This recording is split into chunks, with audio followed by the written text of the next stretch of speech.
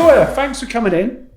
You have been in our list for quite a while to get in touch specifically about some of these panels as well that I spoke to you about, which people will find out more about at some point soon.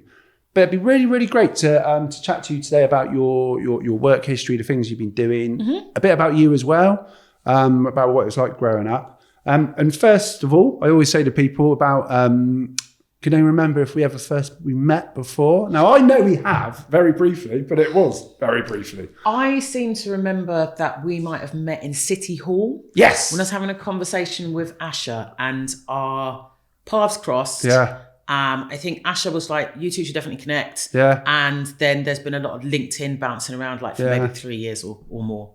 Perfect. There we go. I normally ask that question and people go, who are you? Who are you? I've just come along and you're not who I thought you were. Anyway, so I agree. That's what I was thinking of. Cool, yeah. So first of all, let's start talking a bit about what it was like for you growing up. Yep. What the challenges were, what the negatives were, those kind of things. Just paint a picture of that. Yeah. So people know I'm not from Bristol. I'm from London. I'm a Hackney girl. And I grew up in sort of quite poor working class family in Hackney. 2 brothers, my mum and my nan. I'm the eldest of 3. And I've got really fond memories of being little. But things were tough. I grew up in a tough household. My father wasn't around, and my mum and nan struggled quite a bit to make ends meet. But I remember there being a lot of love in the house, and that love was usually shown through food. So food is a really, really important part of my how I have experienced love and how I show love. And love to cook. Married a chef. Food's really important. Well, that's handy. Really, really important part, and also a really important part of me understanding my cultural heritage. I'm half Jamaican, my dad's side, but my mum and nan are Guyanese, so South American, but Caribbean as well. But on the mainland, and it has a really interesting history. So our food traditions are influenced by sort of African slaves that were left on Guyana, the indentured Indian workers that came in after that, and then also Chinese workers. So I grew up with my nan cooking a mean chow mein. It's not like the chow mein you get from Chinese. Fusion. But it's a fusion. It's a real fusion. Roti and curry was my favourite thing. She used to cook that on a Thursday. To this day, Thursday remains my favourite day of the week. My nan would cook that on a Thursday. So food was really important to our family, sort of from a love perspective and from a heritage perspective. But yeah, I grew up in Hackney in a housing estate, really close to Homerton Hospital, which was really multicultural. So lots of white working class people, lots of Caribbean people on my particular row. We grew up in a row of 12 houses. So lots of Caribbean people from different islands. A smattering of African-born people, but not many at that time. And that estate was brand new when we moved into it. So we were just coming out of the summer holidays here. And my youngest child, who's 8 coming on 9, spent the entire holiday at Minor Road Park. And I spent most of the holiday playing concierge to his friends knocking on the door. Every time the door knocked, it wasn't for me, it was for my 8-year-old. And it really reminded me of growing up with my 2 brothers. The summer would kick in and we would just be out all day, running around. There were so many kids on the estate when I was growing up. And there was very little parental supervision, unlike now. And yeah, my parents, no one knew where we were. We were just outside. Get out, we were outside. That's what you wanted to do. I remember we were one of the first to have an Atari console system, and kids used to come. Was that the one with the Pac-Man and stuff? Yeah, and Centipede, which I clocked on Christmas Day. We had that as well. And while like friends used to come around to play, but that was not our drive. Like we'd get bored of that and we'd be outside. Where it's the other way around now. My 15-year-old, I have to literally kick him out the house and say, "Get out, go and see people." But our friends, you were saying about your 8-year-old and friends coming and knocking on, and you know, which obviously used to happen like back in the day. But definitely. Does it happen as much now? I don't know, because parents are a bit sketchier, aren't they? Letting the kids out. Don't think it does, and that's why it's been really nice this summer to have that reminder of my childhood, because people would knock you. We're going to knock for this person, and I witnessed it from my 8-year-old this summer, and he's been away quite a lot. So he goes to my husband's parents and then my parents. So the kids are always away for about 10 days over the summer. Thank you, grandparents. And so they wasn't around for a while. And there were regular knocks from his little friends in the park with disappointed faces. Because Ruben would, he gets up, gets on his bike, puts his ball in his bag, and that's it. I might see him at lunchtime. I might have to force him to come in at lunchtime. We'll have some food out until 6-7 o'clock. I've loved it. He comes in tired and dirty. Yeah. And that's what I remember about my childhood. And it was a really important part of understanding communities and how to work with people or not work with people, and that there will be people that you don't like and you don't get on and you need to work around. So I think it's a really important part of socializing your kids.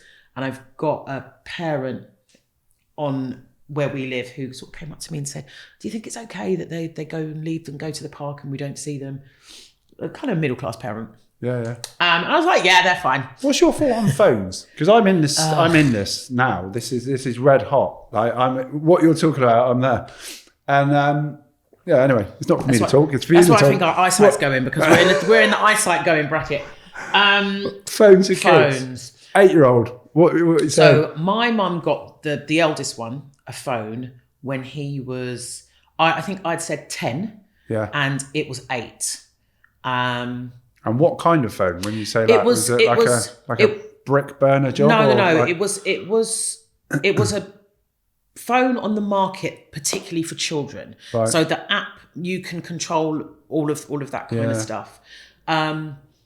And I was a little bit like, I didn't really want him to have one until he was 10. However, he started walking to school by himself. This is what's happening, as Ruben is now saying he wants to do that. And Ruben is out on the street or in the park a lot more than our eldest ever was. And there's a lot of me cycling back and forth from the park to check on him, to tell him that he needs to come in. So I'm toying with the idea, but he wants a smartphone, and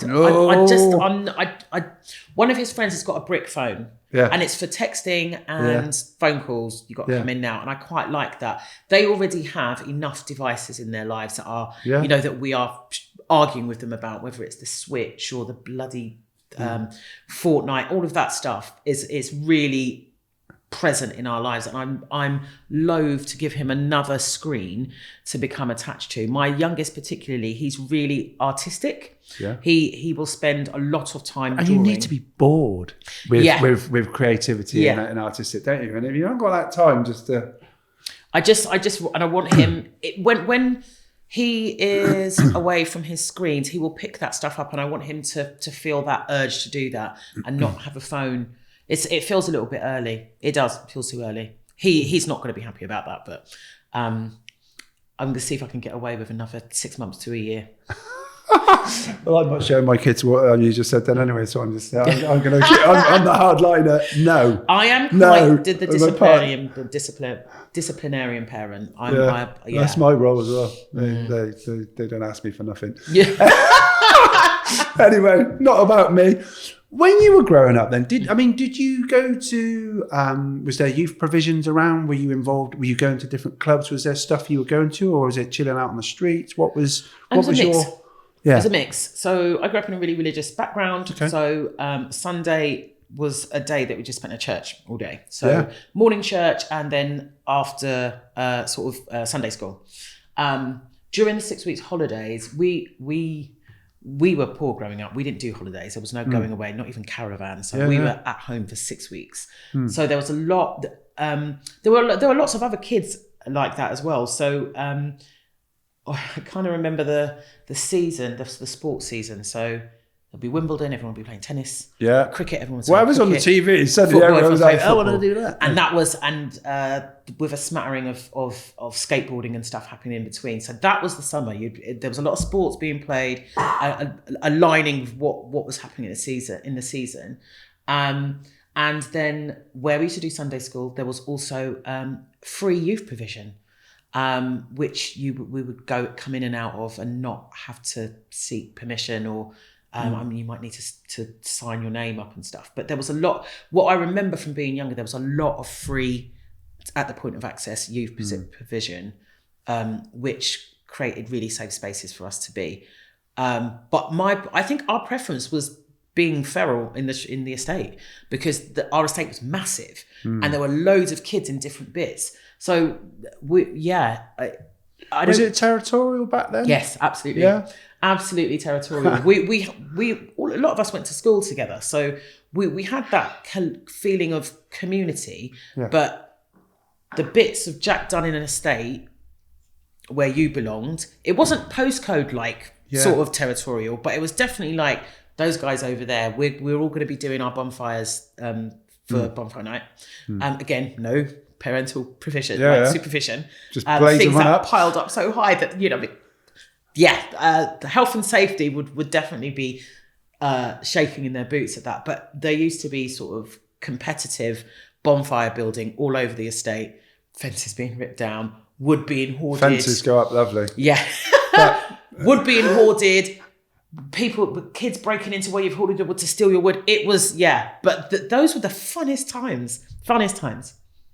And I guess at that point, you're making the decisions what you want to do. That's the point. You've got some kind of freedom. You're out. I mean, I know exactly what you mean. And a lot of young people are still doing that now, obviously.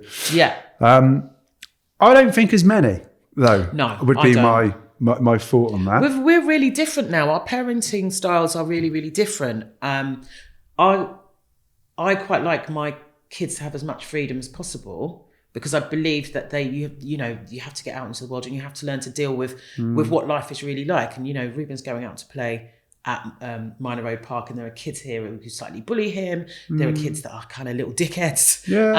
When you go to work, that's what's going to happen. And that's the reality of life, isn't it? And I guess dickheads everywhere. And you have to work out how to deal with them. But I mean, exactly. But I think we've become. I know far more about what's going on in my kids' lives than my mum knew about what was going on in my life. And it's not criticism either way. It's just different time, different parenting. Our generation are really different from our parents' generation, and we relate to our kids in really different ways, and we have very different conversations with my children than I'd ever have with my mum. I probably know a little bit too much about what's going on in my 15-year-old's life. I wouldn't say that's a bad thing. That's a great thing. The fact that they can actually talk to you about whatever those things are is huge. Let's be honest, there isn't that many other kind of, probably over your way, there's a few more provisions and bits and pieces they might go to or not. But if they don't have that trusted person to talk to, or they don't feel like they can, then where are they going to get the support from? Yeah. So, I mean, I don't know. It sounds like, I'm sure there's some challenges, but, it sounds like you're on the right track. So the other things as well then, when you were growing up, one of the other things, it sounds like, obviously there's different times, different era. Do you feel like you had your voice heard within your friendship group, within your school, at home? At home, no. No. I grew up in the children are seen and not heard era. Yeah. My household was definitely ruled with a little bit of fear. My kids don't fear me enough. They think it's all jolly japes. When my mum or nan used to give me the look, I knew what was coming after that, and that was the final warning. My kids will push and push and push. You need to. Because it's just the amount of Caribbean youth workers I work with, and I hear about the families and stuff and all the rest of it. You always get that stereotypical thing, don't you? You think, there's a bit of an iron kind of there's a line. Yeah. And that for me, I think is quite typical of Caribbean households of my generation. I remember being in one of the barbers with my kids getting their hair cut, and there was a big all barbershop conversation about growing up and who experienced sort of proper discipline, what that was like, and do you discipline your kids in the same way? And we're all, I think my generation of African Caribbean parents are slightly softer than our parents were. Still disciplinarians, still, using our words, but also remembering, I remember not feeling very heard in my house, which is I left home really early, just 17. And I could not, my eldest is going to be 16 at the end of this year. And I could not imagine him moving out of home next year. Just you're a baby. How old were you when you moved out then? 17 just. 17, same, 17 just. I can't imagine my kids. I couldn't either, but I was speaking to my husband yesterday and he was like, yeah, I was just out of there. It's like he left when he was 18. Yeah. And we'd bumped into a friend of ours who was moaning about their 22-year-old being at home. And I just couldn't imagine living with my family when I was 22. Like I grew up in a very matriarchal family, and me, my mum and my nan, that was not going to be something that worked. Great relationships afterwards, but I needed to leave when I did. And I think in terms of school, I really enjoyed learning. And I found my voice in sort of English literature, English language classes. I had a fantastic teacher called Miss Brooks. Everyone has one, don't they? She was fantastic. Miss Brooks. She was fantastic. 40s fox furs, sort of the kind of pinstripe tights and the toilet heel shoes. Very glamorous. Cigarette holder. And I remember her kicking us out. Was it the Great Gatsby you went to, or was it at school? She was amazing, but and she really encouraged my love of English literature, and using my creativity and voice. The day that Thatcher retired, she released us all early. She was like, "Yeah, get out, class. Thatcher's gone," and that's one of my biggest memories of her. Yeah, you can get your milk back now. Yeah. But I remember feeling that I could express myself that way through writing and creativity, which is something that I really have come back to in the last sort of 15 years of my life. So I felt there were places to have yourself heard, but I also grew up in a really Britain in those times, like between 75 and the early 80s, was a grey, gritty place. And I remember growing up in places where, all around Hackney, with horrible sort of vile stuff on sprayed onto the walls. And I remember being quite young, so I wasn't even 5 or 6, but feeling quite threatened, and that that there was a them and us thing. It's interesting. Do you feel like you had, was that within your community, or do you think it was outside of that? Do you feel like you were part of that community that was multicultural, and everyone was out for looking out for each other, kind of, or was it not really as kind of? Cause I suppose people think of rose tinted glasses. Do you? Was it like that, or? It was complicated because I did grow up in a diverse neighbourhood with a mix of Caribbean, African, white, working class. Class was the thing that tied our communities together. We all went to school together. It defines you, don't it? Still, when you get older. It does. No matter what situation you find yourself in. It does, but we don't talk about it's really interesting how class is a great kind of signifier of how we relate to other people, and also that it still appears to be a dirty word in this country. And sort of when you start talking about class, people can be really funny about it. Well, I wonder why. Yeah, I think just let it all out. I think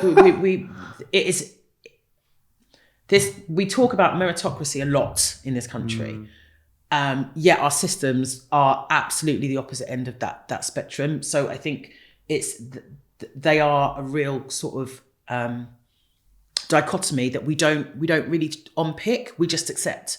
So when a lot of our politicians who have clipped glass voices are saying something, doesn't matter what crap they're talking, because of our system, it's Pavlovian. People tug their furlocks, be outside waving their little flags when the next royal baby is born. I find the whole thing really beyond odd. what it says about who we are. Times has changed and the world's changed and the environment is changing and how we grew up and everything has changed, but there's many things that haven't. And they're locked in. And we will get onto that in a bit because I've got a feeling you're going to have something to share on that. But yeah, no, I agree. Like things need to change, don't they? I think to answer your question about whether I thought it was community or outside. Yes, there was community, and it felt on one hand that we were together, and that the stuff that I felt and experienced, we always knew the National Front we were never far behind. You see NF sprayed on the walls, Paki go home, just all of that really horrible stuff that I was really young, but I knew was about me and my family and how people perceived us. But with my friends, my white friends, there was still, I'd still hear things, or they'd say things that were really racist. And they're regurgitating what they hear at home. Yeah, and that's normalised behaviour, which obviously is freaking horrendous. But we're friends, but we're not the same, and there was still a lot of othering that was coming from within those communities that perhaps at kids' age you don't really understand because you're repeating what you hear at home. But I understood it for what it was because it doesn't change the impact on other people, does it? Yeah, that's the thing. It's done to me. Yeah. So it's a complex picture, as these things are. Yeah, isn't it? So, I mean, so you've gone to school and then you've gone out you've obviously moved out when you're quite young, and then you're looking to go out into the world of work. That's really like go on to that journey now. Like you're starting work. What kind of work have you been doing? What kind of roles have you taken on? And let's kind of go through a bit of that journey. Well, I think in my early days, I left home and I was just, doing catch and hand work, sort of reception work, stuff like that. And then as I got into my 20s, I think I did a bit of telesales. Yeah. I am not well, actually, that's probably a lie. I kind of am a salesperson, but in a different way. Yeah. I can't sell you something I don't believe in, though. Yeah. And those jobs helped me to kind of understand that my work needed to be linked to my values. And just doing work for the sake of it was never going to be. Well, it was never going to be enough for me. So in about 1997, 96, 97, I started volunteering for Centrepoint with homeless people. And that was me arriving in a values-led space that made me feel really passionate and made me feel really angry because in this country, there should be no one sleeping on the streets. The sixth largest economy. There should be no one sleeping on our streets. It's a social issue. It's a social problem. What happens when the safety net, just everyone drops through it?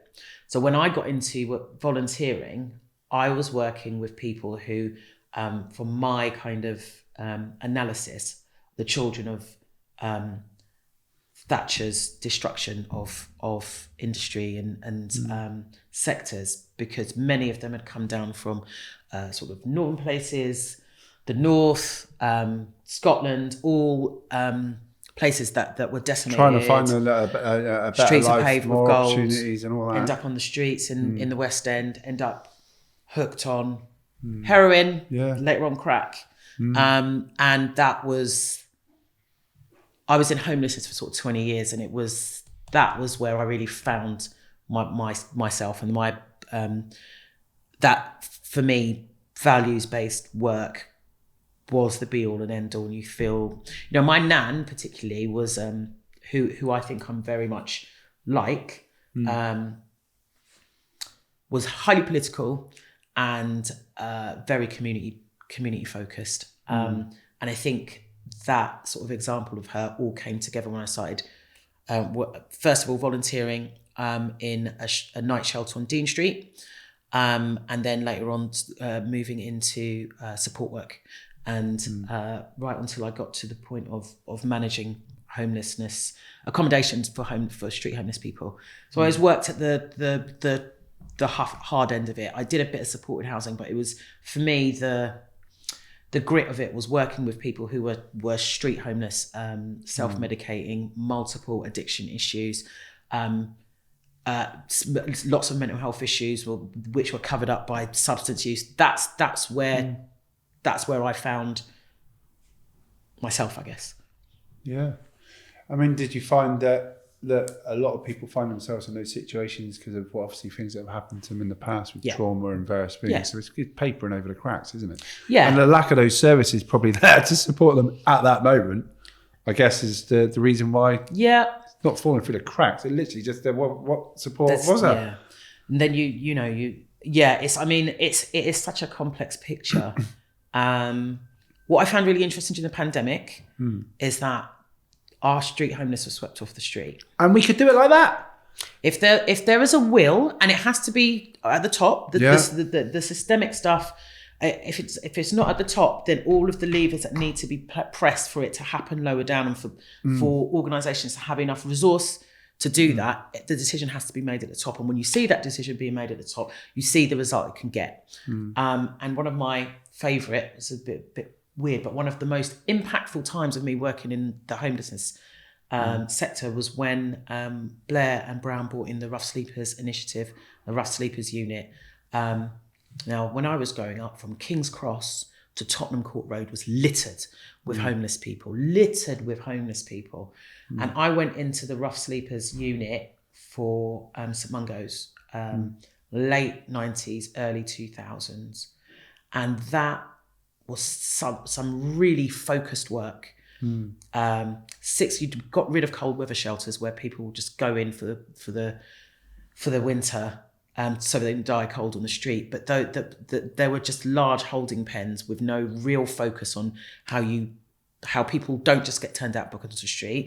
You deal with their health issues, you get them on what the benefits, underlying et cetera. issues are. I mean, like that takes so much time. So much time, but during that Rough Sleeper unit, what was created that I really enjoyed was multi-agency teams. So you'll have homelessness organisations like Mungo's, then you'd have the police, you'd have the community mental health nurse, and you'd have case conferences that had all of these people in it, because it was a systemic approach. And it was the most successful thing I was part of during my time, like 20 years of working in homelessness, because of that systemic approach. And I think that for me, that's an example of that kind of old saying, it takes a village. It's like, the police are not going to be able to do all the jobs that need to be done when they pick up homeless people, because you need the NHS and you need shelter and accommodation. And that was a really great example of how you coalesce around vulnerability and work together to address all of those issues. People-centred, centred working is based on the individual, that particular person, those particular people, and then everyone's going to have different relationships, and and the way that they would support people would be differently. And no, I agree. So, Freddie, it sounds like you were working in the homeless sector for quite a long time. Yeah, I did. Did creativity come into that role, or how is something? There's going to be some other steps here now. How did these other steps happen?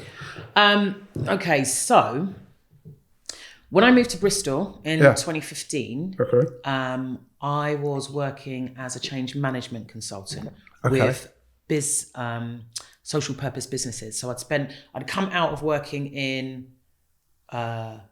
services because this was the homeless kind of sector. Sector. And then after you come out of that, you started being consultant. What happened before that was the CLAW social leadership program. Okay. I went on that in 2013, and that was a game changer for me. Okay. So I came out of homelessness. I was probably still working. I was working for Broadway then. Got accepted onto this course. And CLAW has two strands. One social leadership, and the other one is the creative strand. I didn't do the creative strand. I did social leadership, and that was the bridge. And it was incredible. I got to take a year. How long? Oh, okay. Year out of work, fully funded with a bursary. I did loads of training that I wanted to do. That's when I kind of ended up doing an internship with what was then Movement for Change, which was the community organising wing of the Labour Party, which was amazing. I did another internship at Collaborate, which was what they called a do tank back in the day, which I'm still connected with now. I learned a lot about myself. Like I've always been very action oriented. I'm a very extroverted personality. I like to do and try things. But what I learned during Claw is that I'm really interested in models and structures. So I learned. I did more on action learning, coaching, and I did some stuff on theory of change, which is one of my favorite models. Theory of change, I absolutely love it. And so when I moved into doing change management, after working in homelessness for a long time, and really understanding the poor often a poor relationship between strategy and operations. What the strategy set at the top of the strategy had nothing to do with what we were doing in operations. So when I moved into change management, it's about helping small socially purposed organizations to marry their theory of change, their strategy, with what was going on at the bottom. So, or what's going on the ground. So I used my experience of action learning, so group coaching, being really action focused and really adult to adult process with theory of change and linking them together. So that's what I was doing when I moved to Bristol. And did you come here for a job, or was it other reasons, or you got work when you come? But same sort of the usual chat. Bristol, London become really just ridiculously expensive. We had Dylan was 6 when we moved here, so we had a flat, but I started freelancing and I had no office, and I was like, this flat it's open plan, so it's no longer, it doesn't fit my work style anymore, and maybe we could extend our family. I didn't want to go and live in Dagenham because I'd already done that, and it's never going back to live in Dagenham. Sorry if any of you are from Dagenham. I was going to ask some questions on that one. So we started thinking about, okay, where would we go? We had friends in Bristol, not many, but we had friends in Bristol. It had a huge underground culture, musically, artistically. And our elder child was actually born in Brighton, so we'd lived in Brighton for a couple of years. Okay, well, that's a similar kind of vibe, isn't it? I mean, I don't know. I've been there once. Brighton's great. I love it, but it's diverse in some ways and not in others. Okay. And I love you, Brighton, but you're a large seaside town. You're not a city. Yeah. Okay. So it didn't get your vote long term. No. It just the other thing about Brighton is that it's hideously expensive to live in. But I guess you can commute to London, can't you? You can commute, but that's another expense. And your expenses in Bristol, your wages in Brighton, are not the same as they are in London, but the prices of property and whatnot are similar. Right. So economically, So anyway, Bristol, we started thinking about Bristol because of the kind of, because it has the grit of a city. It's a city. It had a carnival. Carnival was really important to my family. The kind of underground culture that we knew Bristol had. So we came and we had a look around. We're like, yeah, let's do it. We didn't think too much about it. We just kind of did it. And I guess when I was younger, I thought you'd have to take me out of Hackney in a box. But I came to Bristol and in a car, or maybe a train. And it has become home. Great. So how many years now in Bristol? On the 20th of December, it will be our 10th year anniversary. Wow, okay. Yeah. So you come to Bristol, you're doing the consultancy work, change management stuff, connected with what you spoke about before. What was the next steps then? Ujima. Okay. Ujima Radio was the next steps. Right. So bumping into or being picked up by Roger and Paul Hassan and Roger Griffith. Right, yeah.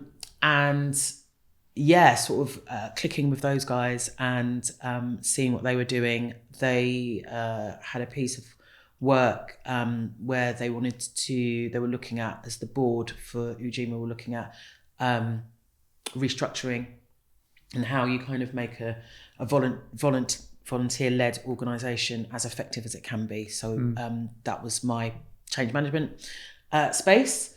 And I started working at Ujima and realised my driver is social justice. That everything that I've said to you is talking about purpose, values, and I realised that you could deliver social justice through the arts. I never knew that before.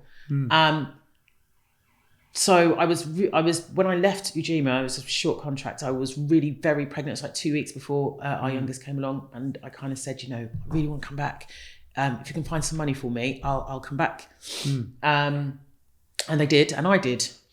And then I was at Ujima for sort of 2-3 years, which was fantastic. Black-led. The role within that, was it a similar kind of? Yeah, it was kind of operations with Roger, working with Roger, who was the chief exec at the time. Operations, it was kind of implementing the change management plan that I had put together as a consultant. And just really getting to understand that business a bit more, and also kind of remembering that I was a really creative child, and the homelessness thing had taken me in another direction. But working with Roger and Paul, I kind of remembered I was a really creative child. Like when I was 8, 9, 10, I would bring friends together, make up a dance, make them learn the steps, then go to my head teacher, say that I wanted to put this play on or dance on at assembly. And that was something I did as a child. It was massively annoying to the teachers, I imagine. Well, it depends what the dance was like. It might have been amazing. I thought it was amazing. I used to write plays, then cast them with my friends. Again, can I put this on for assembly? Yeah, just get on with it, LaToyah. That was a part of my childhood that I'd really forgotten about. So when I got into Ujima and started really understanding how you can use art and creativity as a vehicle for social justice, that it brought two sides of me together. One side that had laid dormant for a long time. So that's kind of how I made that step change. I mean, I guess that's the thing. You need to be in the environment, don't you? Yes. Like to suddenly, you've obviously been working within sectors that are making a social impact for quite a long time. But I can imagine without actually kind of being in that space that's doing it by use of the arts, you wouldn't necessarily have fallen into that. And this is obviously playing a part in other steps that you have in the future. And I think it probably sounds like it's pretty lucky that you bumped into those two as well, because they know everyone, don't they? I think it's also the city. Like Bristol is an amazingly creative, do-it-yourself, socially purposed city. So I landed in the right space, really, to kind of... and was that luck, or was there like connections within like that? We had a few friends here, but actually the friends that we came to St Werburgh's, which is where we moved to, when Dylan, who's almost 16, was 2.5. We had friends living here who were like friends from London, moved here. So we came to visit and we loved it. No sense of that we would ever live here.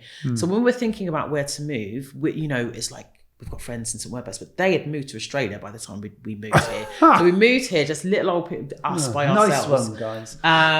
They're back now. They got kind of they're back now, which is fantastic. But yeah, we didn't have many connections here. But what we liked is the vibe of the city. And my mother-in-law always says, "You guys really picked well when you moved, because it suits us both down to the ground. It's big enough to really have a national and international profile. Bristol is known for its creativity and its protests and all of that kind of stuff, which for both me and my husband is part of who we are.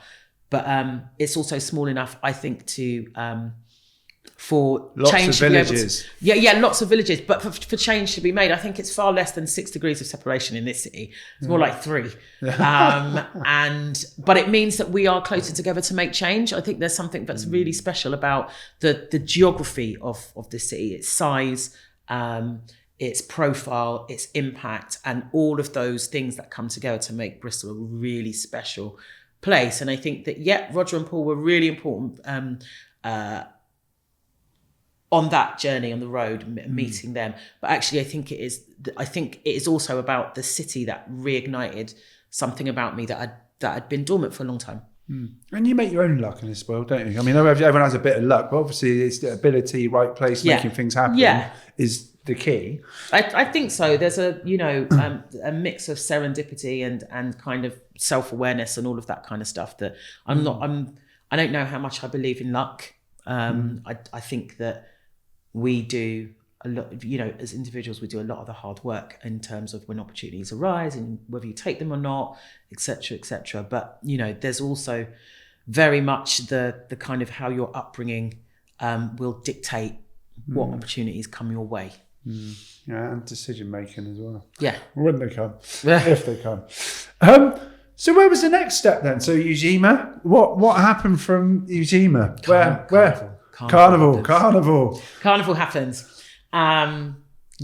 We moved here largely because there was a carnival, and there's an African Caribbean community which was really important for me. In Brighton, there wasn't really particularly. And that was really important in terms of thinking about bringing up our children, the kind of impact the kind of communities we wanted to surround them, and the heritage we wanted them to be part of. So Bristol was a natural choice.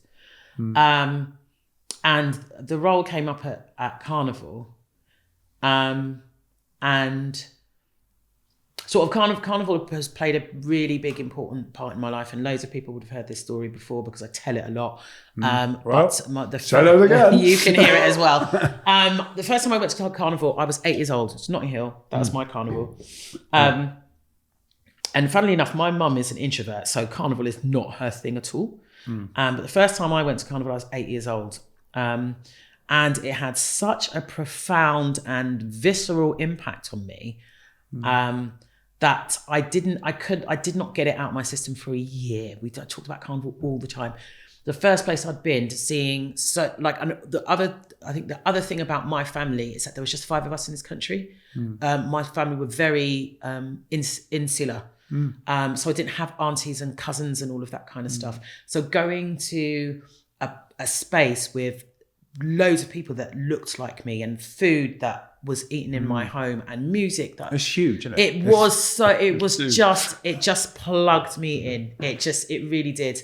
And I think it's only sort of in very recent years, sort of maybe 3 years into Carnival, that those memories came back, and me thinking that's why I've probably ended up here, because that experience, and for me it's the impact of culture and creativity, is that I could have gone to Carnival when I was 8 years old, and that environment had such a profound impact on me that 40 years later I end up in a role delivering Carnival. And I think for that free at the point of access, which is one of the great things about carnivals, is that they're free at the point of access, allows people, it's not about money. You don't have to have a certain amount of money to go to Carnival. It's on your streets. Carnival reclaims the streets. That's the most important thing about it. And I think we're in a time at the moment, the cultural sector has really suffered post-COVID, cost of living crisis. You can see that everywhere. There's not enough money. People are choosing one thing to go to rather than 3 things to go to in the summer. And opportunities, free, community-based, creative heritage activity, if we're in danger of losing that specialness. What's the impact of something like Carnival, St Paul's Carnival, for kids? Obviously there's challenges, isn't there, with how often it was going to be done. And I know it still get done anyway, because it will happen in some way. It will happen in some form. Always. 100%. DIY culture is not there. Absolutely. But obviously you worked there and you led that festival. What's your thoughts on the impact of it if it doesn't continue to run in the way that you were used to? It will be devastating. It will be devastating for, first and foremost, the community. And essentially Carnival is an African Caribbean celebration of our culture and our heritage, but also it tells a story. It tells a difficult and challenging, complex story of our journey, our resilience, our joy, our pain. I think particularly in a city like Bristol that has such a contentious history, Carnival is really important because it reminds us of those uncomfortable spaces and those shared uncomfortable spaces. Carnival represents our story, but actually it also tells a story of our shared history. In this diaspora, the shared history. it comes from slavery. That's where carnival comes from. And I think particularly in times like now, we need to be able to embrace our histories together, contentious or not. We don't have a right to feel comfortable all the time. No, don't have to, do we? But I think we need to lean into that uncomfortableness more often, and own those bits of our shared histories that are uncomfortable, but with an eye on the future. What do we, and that's part of the reason why I think the loss of carnival and things like carnival, Notting Hill had an injection of £1 million this year because the event sector, when terrorist events happen, and there've been a few in the last couple of years, it means that your safety measures need to be increased, which means more funding, and where's that going to come from? So 2-3 million people come through Notting Hill Carnival every year. That needs to be as safe as possible. It's had an injection of £1 million to make that so. But the environment is harsh, and lots of carnivals have been lost. Do you think it should be something that a government should be with these kind of the bigger? There's lots of cities that have these carnivals, don't they? It's not just Notting Hill and Bristol. Do you think that the government should step in with this kind of thing? Is it something that they could? Because if it's that important, and I get it, it is that important, and it's not just one event. Like this is the thing. It's like people, you think, oh, well, it's just one event. People are working hard, like creating, making, planning, organising all through the year. This must impact massively on well-being, the community coming together, and a million other things, which you'll be better explaining than me. A million other things. I think the way that I see carnival is that I had a campaign running called It Takes a City. Carnival and the other events that happen in this city bring in a lot of money into the economy. Carnival alone, 9.2 million. The last time we looked at that was in 2023. So our one day event brings in 9.2 million into the economy. Not to mention the makers, the technical, the tech people, the tech skills, the artists. It is also a huge sort of employer. The sector, not just carnival, the sector is a huge employer, particularly in Bristol, where from May to September, there's something every week. So one thing, two thing, every single weekend. When I first moved in here, my liver couldn't survive the summer period in this city. It makes it very special, but it's also a massive part of our economy. It's a massive part of our employment opportunities. And when you look at that at scale, then yes, there is a national government imperative to protect culture, because it is inherent to all of us, our DNA, that culture, creativity, it is a massive part of our experience of being human. It's how we express ourselves. It's how we connect. That's why, Well, if you lose that as generations go on, let's be clear about this. It's like, what is going to be left of these stories? And but I don't think it's just the responsibility of the government. Yes, funding and resources need to be freed up and found, but it's also thinking about who else benefits from all of this in the city. We have our cultural institutions, we have our universities, we have our businesses, where when people flood in for Carnival or Harbourfest or whatever, they're sleeping in your hotels, they're going to your restaurants. Did you get the support from those other kind of organisations, businesses, players? Carnival, some support, but I don't think enough, considering the scale of what it brings in. I don't think enough. Why do you think that would be then, if you had to?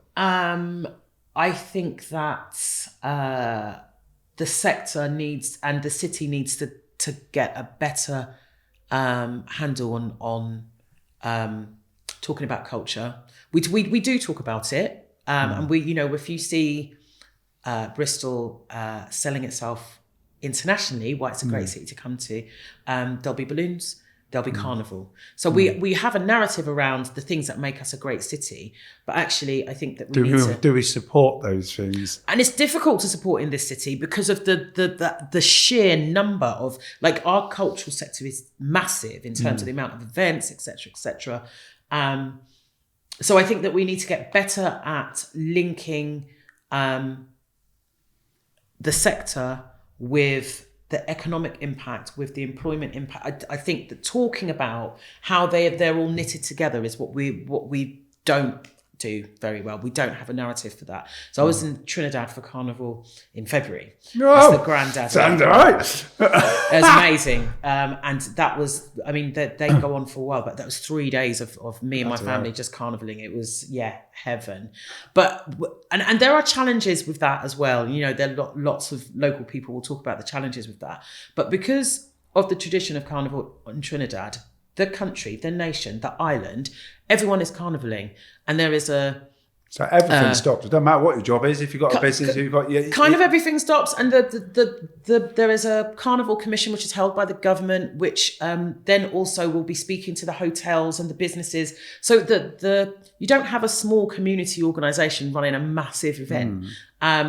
The government take responsibility for because it brings so much infrastructure to that country. Exactly. It's a massive influx of tourism. Do you think that's what's needed with not just St. Paul's, just generally with those bigger city carnivals? Do you think?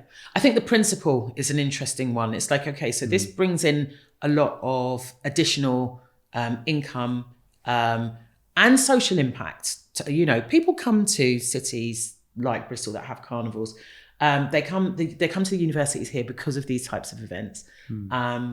And they stay and they have families and they become part of the economy. And, you know, the story needs to be,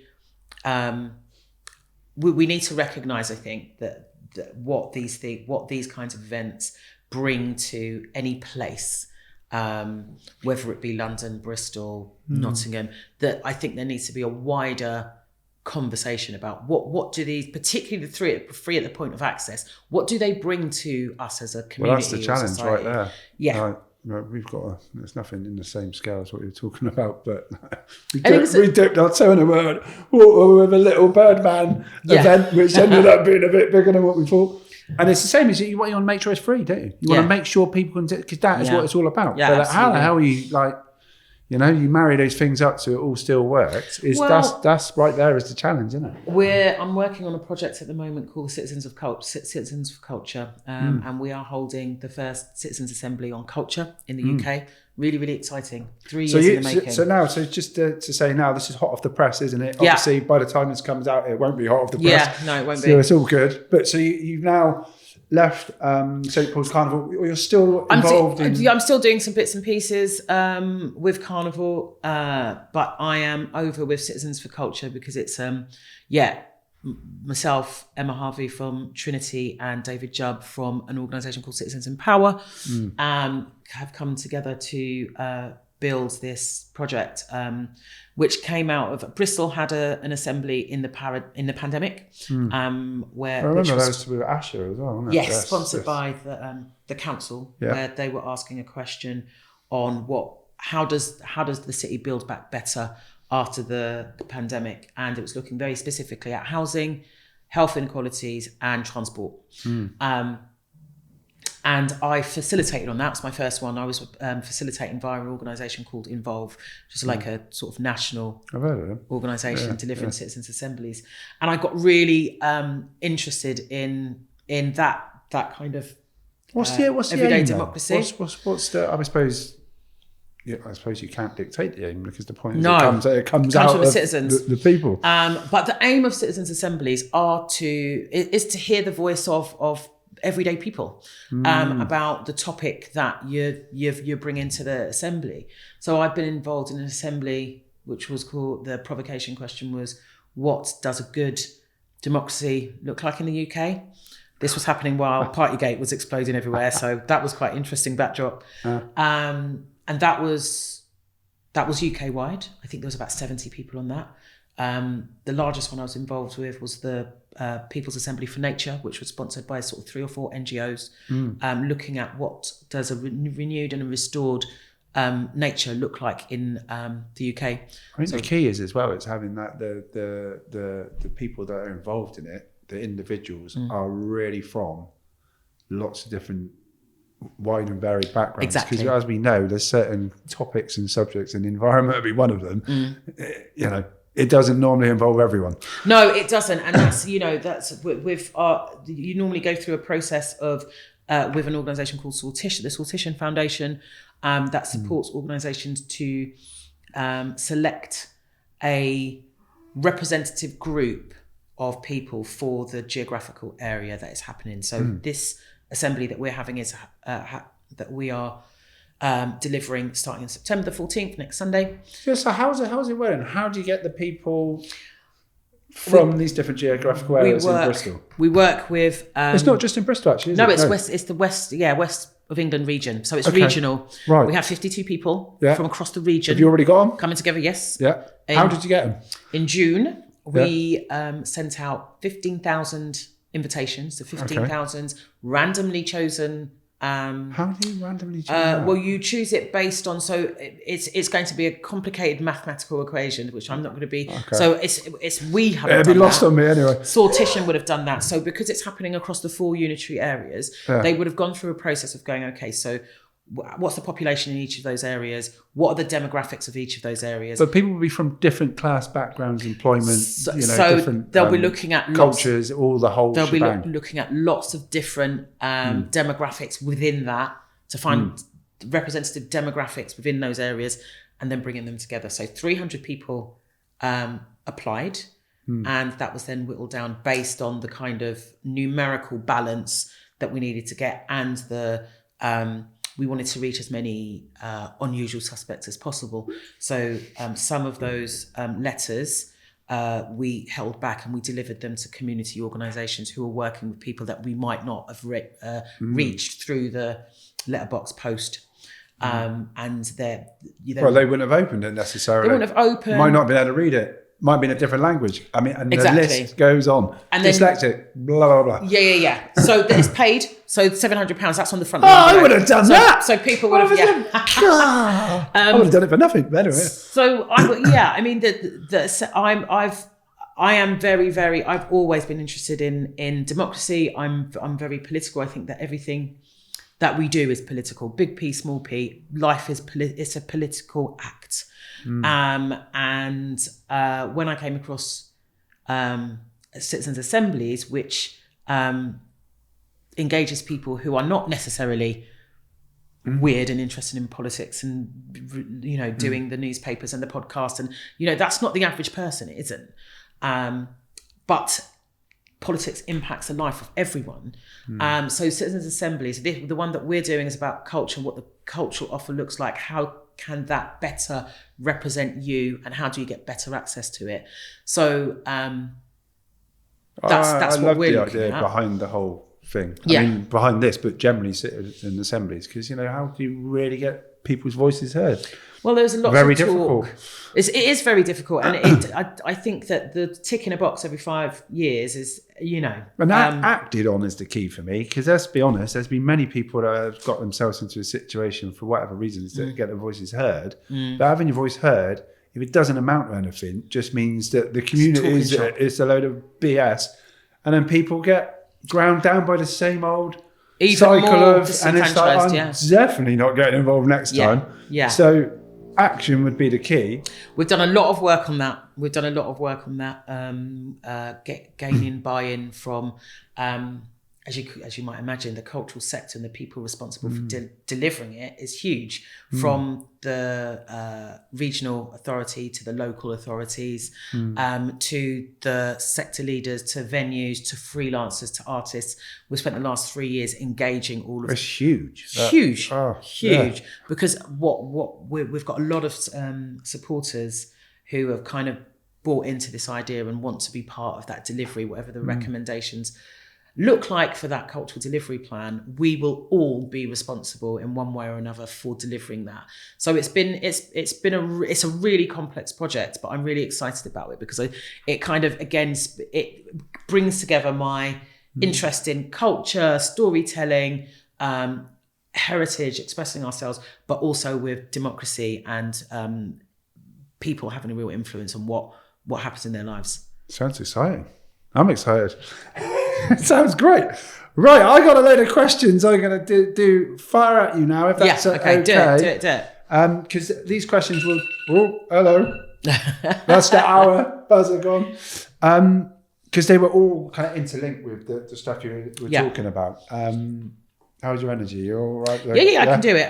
I'm gonna be on quick fire mode rather than giving you long answers. no worries. I think we got 20 minutes. Okay, so first off, what does community mean to you, and how has it influenced your journey? Well, I think I've spoken to you a lot about sort of my first examples of community, which is growing up in an estate. For me, community is lots of different things, but essentially it's about belonging, and it's about tribes, trying to be as non-exclusive as possible. So I belong to lots of different communities, and I quite like that. Community is really important for me in terms of how my children understand themselves, and what I think. I believe that we all have responsibilities within that. If you're part of a community, you have a responsibility to it.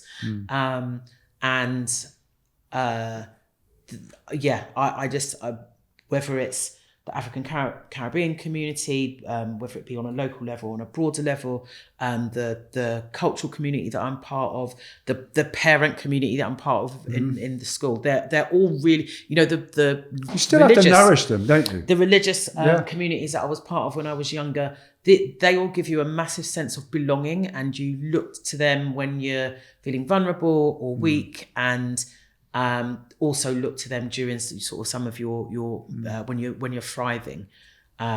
So community is should be home, be home. But I like the idea of those multiple communities that we're all part of, and recognizing that and being part of that. Yeah, no, sounds good. I guess like the things like COVID and God knows what else, you suddenly then get the point to reflect on how important these things really are. Yeah, it wasn't the bankers that got us through COVID. No, it was people and communities and connection, wasn't it? So what role do you play in creating spaces for others in your community to thrive? I think we probably touched on that a little bit. Yeah, we've covered that. I think what I've come to understand about myself is that I'm I feel like I'm a convener. I like to bring people together. That all of my work, especially in the last few years, have been focused around bringing people together to connect and to share learning. So I think the role that I play is that I can play the role of a connector. I think I like to create environments where people can have interesting and interested conversations, and sometimes uncomfortable ones. I think that's really important. I like to lean into those uncomfortable spaces, because we don't have a right to feel comfortable just because to the exclusion of somebody else being able to be honest about their lived experience. But I think that people need to question why they're feeling uncomfortable and unpick that a little bit more. And I quite like to be in spaces that are that open to that. Wow, I'm glad what I said to you earlier on, that you're in this space now, and hopefully you'll be part of that as well. Openness, authenticity, that seems like it shines out from hearing you speak. I don't really know how to be any other way. I think many people learn how not to. I mean, do you know what I mean? Like, I don't know. Everyone's different, aren't they? I think everyone's different. I've learned to that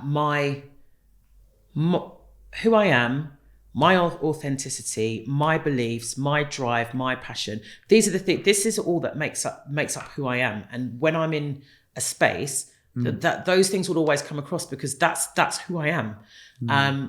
And therefore the kind of connections that you make. Being happy with who you are. Yeah. Is probably the big thing there, isn't it? I think there's being happy. I think there's accepting who you are for the good and flaws and all. Yeah. And also realizing that we each of us bring something to the spaces that we're in. And to kind of have an appreciation of that. I think authenticity. When people lead or come into a space with a lack of authenticity, you feel it immediately. You feel it immediately. And I can think of a number of leaders that we've had in the past who are absolutely and currently inauthentic and power. Want to say a couple of them? Oh, look at, the narcissists, the Borises, the Trumps, the Nigel who pretends to be somebody, like he's the son of a stockbroker. You're no working class person's friend. Yeah. But they have, the narcissist's job is to weave a story that feels authentic, that brings people in. It's got nothing to do with authenticity. It's all about themselves. What's at the center. That's a skill, though, isn't it? Right there. It's a pathology. Okay, so we go on to. So, how has your cultural background shaped your creative voice or perspective? I think there's one thing. There's my African Caribbeanness, which obviously I wear all the time. That's who I am, and that's what you see immediately when you see me. And the kind of moving here, carnival, the experience of carnival, that obviously it's creatively, it's driven so much of who I've become and how I engage with that creative culture, and particularly with the narratives around storytelling. A lot of my background, people from my background, with our storytelling is really, really important, and how heritage is passed down is through those stories. And I think that for African Caribbean particularly, that was interrupted by slavery. So that narrative is really important, being able to tell our own stories with our own voices rather than other people telling our stories on our behalf is really, really important. Yeah. To keep that understanding going, generations. I mean, it's like you read these questions because my next one's about storytelling. What role does storytelling and the arts and creativity play in how you navigate identity? Well, I suppose you've answered that with the storytelling. Yeah. I suppose with the arts more broadly, would you say that there is what your thoughts are on that? I think, I mean, storytelling, I think, is a really, it's a skill as well as anything else. And my nan was a great storyteller. I don't tell stories in the same way as my nan did. I went to Guyana for the first time this year on that Trinidad trip to scatter my nan's ashes. And Guyana was exactly as I'd imagined it, and that came from the stories my nan told me. So storytelling can be incredibly powerful, and placing you in a space that you've never been to, but when you go there, that story has, it's so powerful and so strong. So I think in the sector, we need, it's about growing skills. So creating great storytellers, and I've been so fortunate to work with some amazing storytellers in this city. We have far more than our fair share, and that might be telling stories through protest. There are so many different ways, and I think it's really important that we grow that skill. But it's also really important how we have the platform to do it as well. We have the platform to do it, but also protecting the sector is. I think that's going to be a massive drive for the coming years. We are in a very difficult, challenging economic environment and political environment. So the sector being really good at telling stories about what we do, how we do it, and our impact is we need to get better at doing that. And that would be the same, wouldn't it, with the kind of the arts more in general? Like, obviously storytelling is part of that. It's how it's valued. Yeah. Because if it's not valued, then people aren't going to look after it that hold those, those strings. Okay. What barriers have you faced in accessing opportunities, and how did you overcome them? That's a tricky one. I think being in a leadership space as a woman of colour has presented challenge, whether it be usually like sort of the micro aggressions that you experience, the kind of being in spaces where people don't expect you to show up the way that you show up, and to either underestimate you or dismiss you. I think that I generally make myself quite difficult to dismiss. You feel like you probably had to. By the sounds of it. Do you know what I mean? Like I said at the beginning, I'm the only girl and the eldest child. So I did a lot of firsts. I never had to compete with my brothers for space because I wasn't competing with them. They competed against each other. And I think part of that early life experience means it builds a certain level of resilience and bravery and not being scared to go out and do things that other people might not do. So I think that those kind of things will play into how I've experienced challenge around my own kind of leadership journey and showing up in different spaces, and a lot of those spaces being predominantly white. Do you think things are getting progressively better, or are those challenges still, you come across them still now? It's how it is. That's a difficult question. I do think that things have got progressively better. I think that in a city like Bristol, where we've had a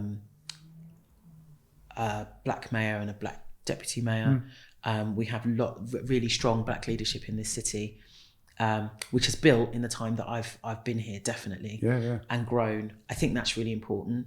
And there've been lots of people who have put their shoulders to the wheel to make sure that that's the case. And so I do think change has happened, but I think that we're still fighting a lot of the old battles. A lot of the conversations that I have with friends and with allies, because this is not just our fight.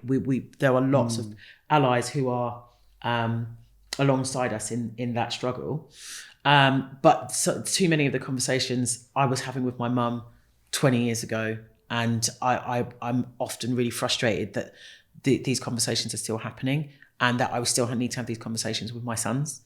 So that, but dismantling systemic inequalities, it's not an overnight thing. It's not an overnight thing, and you press one lever here, it does something here, positive and negative. It's hard work. It's hard work, and it's collective work.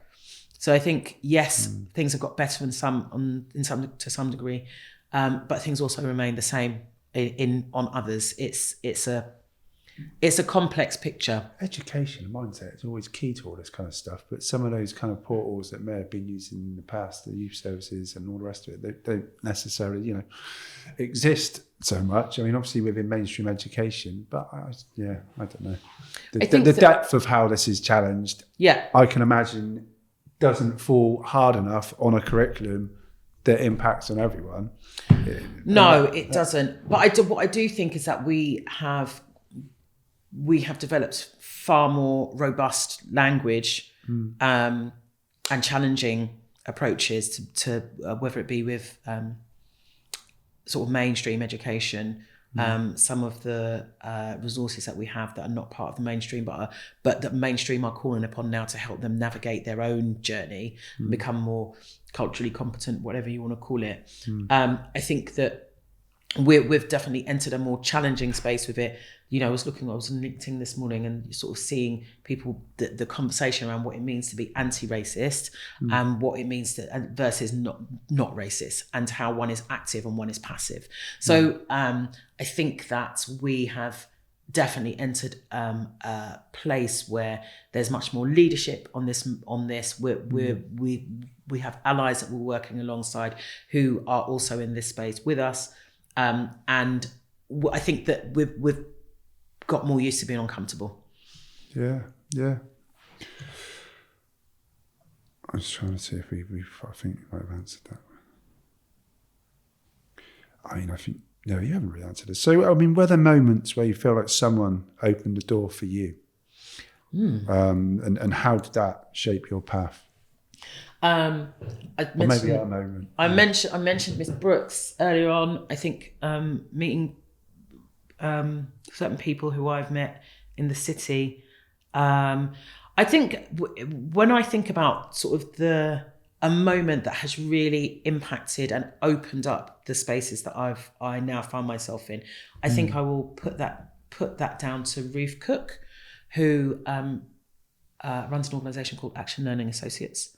who I met in 2012 when I was running a project which was part of Boris Johnson's, who was the mayor in London at the time. Your mate. Boris Johnson's, my mate Boris, who was running a campaign called Ending Rough Sleeping 2012.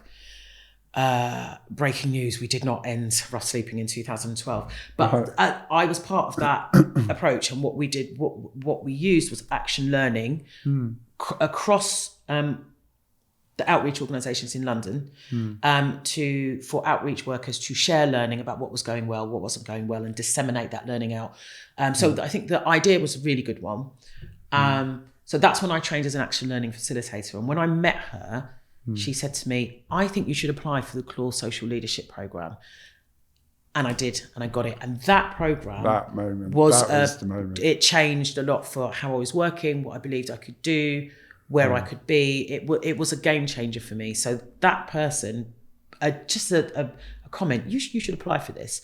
And that year out of work, doing a lot of what was then very well sort of bursary, self-development, career development, it really did change the path that my journey was on. The difference of trying to learn as well when when it's something that you're not having to you pay for, that you can really soak it up, that you become passionate about. This is the thing that you really want. It's huge, isn't it? Because the drive then is there because it makes sense. It's what you want to do. You can see how you can progress and benefit others. I think also that opportunity was self-directed as well. It's not, it was like, what you're on this program because of your already inherent interest in social issues.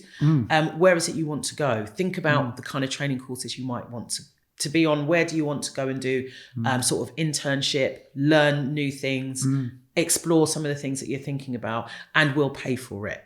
That is a really rare opportunity. Well, we've tried developing something which is obviously not what you were talking about, and well, not tried, we have, and delivered it and done it, and it's huge. But again, like anything, it comes down to the financial situations.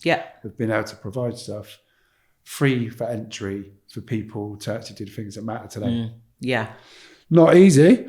How do you create opportunities for others coming after you? This is really important. It's really important to remember to not to pull the ladder up. So I think if you're in positions of power and influence, you can kind of shut the door behind you and forget that you also have to create the ground for the next set of leaders, young, diverse leaders.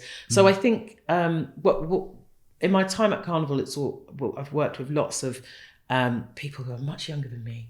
I think there's something about not being afraid to have people in the room that are better at something than you are. I think that's really important. Know yourself, know what you're really good at, know what your weaknesses are or your gaps, and bring people in that complement that, and to not be threatened by that. That's really important. I think, for me, always be looking at the people who don't have a platform. So I've worked with bringing different types of artists into a space. When we took Carnival to Glastonbury last year, we had a different lineup of we had a really very female-led lineup for that. Mostly people who didn't necessarily get on the stage at Carnival. So I think it's about looking for those opportunities, understanding where the gaps are, having people around you, being attracted to people who are smarter than you, and that being a good thing.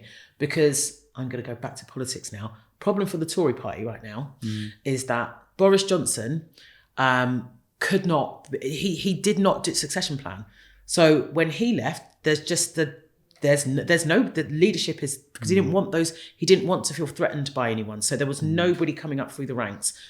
And we have a Tory party that is threadbare at the moment because there's no substantial leadership. And that's a massive problem for our democracy, because opposition is really important. To challenge people. But he deliberately purged the party.